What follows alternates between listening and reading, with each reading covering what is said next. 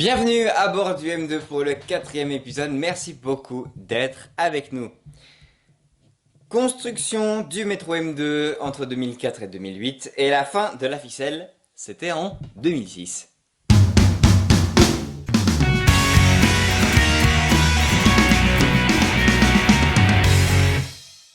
Les premiers travaux débutent le 12 février 2004 par des opérations de défrichage à la Sala, suivi le 17 juin 2004 par la pose de la première pierre par le conseiller fédéral Moritz Leuenberger, marquant le début officiel de 4 ans et demi de travaux.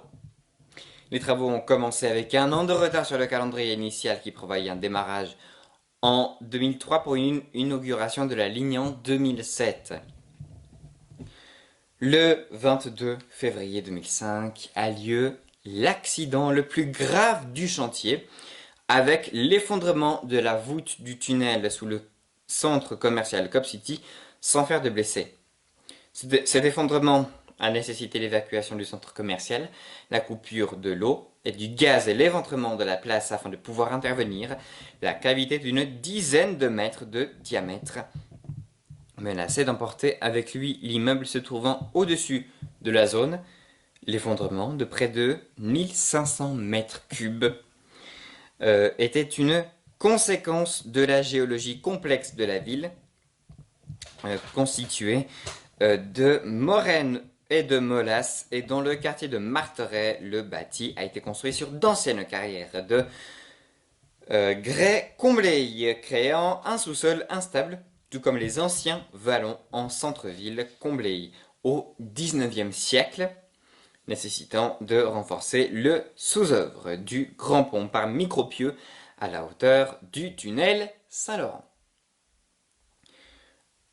Le vallon du flanc au nord de la ville a lui aussi été comblé par une couche d'une dizaine de mètres d'un mélange de scories de l'usine d'incinération et de déchets ménagers nécessitant de construire un ouvrage de renfort sous section aérienne, le sol n'étant pas assez stable pour faire reposer directement la voie dessus.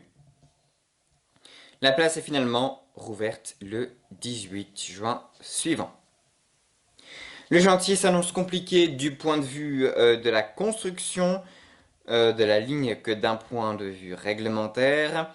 Il n'existe alors aucun cadre légal pour les métros automatiques en Suisse, contrairement au chemin de fer tramway et funiculaire, le M2 étant le premier métro de ce genre dans la Confédération, le M1 étant régi par les ordonnances sur les chemins de fer, ce qui fait craindre aux ingénieurs des blocages réglementaires pendant plusieurs années.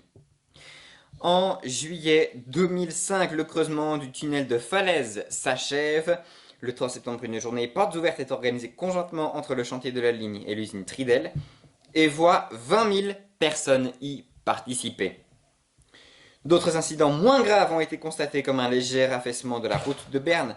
Ce même mois, le creusement des tunnels Perdonnet, route de Berne et autoroute s'achève à leur tour. Une des plus grandes prouesses techniques du chantier est la réalisation du pont Saint-Martin, accessible par 2 cadres creusés dans les culées du pont Bessières, 17 mètres au-dessous de ce dernier et 5 mètres au-dessus de la rue Saint-Martin. Les deux ouvrages partagent une caractéristique commune, le respect du nombre d'or. Le percement des culées s'achève le 27 septembre 2005. La pose des rails commence en novembre 2005, une étape symbolique est franchie le 22 janvier 2006 avec la fermeture définitive du Lausanne-Ouchy pour permettre les travaux de transformation et d'extension du M2, fermeture retardée le plus possible pour limiter l'impact sur le trafic. La ligne a été remplacée tout au long du chantier par une ligne métrobus MB entre Ouchy et Montbenon qui se situe juste au-dessus du quartier du Flon via la gare CFF. Immédiatement après l'arrêt du LO, les infrastructures sont démontées, voies, ballast, lignes aériennes, etc. Et le matériel roulant est stocké à Châtillon. La première rame BE 88TL est livrée le 2 mars 2006. La livraison des 14 autres rames s'est déroulée durant l'année.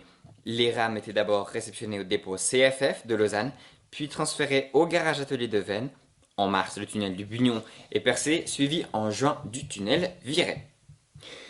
En juillet 2006, le percement des tunnels s'achève. Les 2 derniers ouvrages construits sont ceux de Saint-Laurent et de l'Angalerie, achevés le 27 juillet.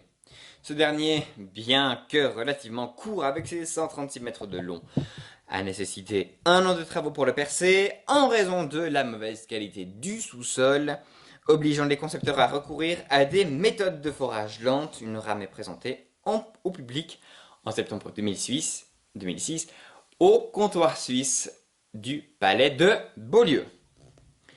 Le 15 janvier 2007, les voies sont mises sous tension entre les stations Croisette et Fourmies. La pause s'achève quant à elle le 28 mars.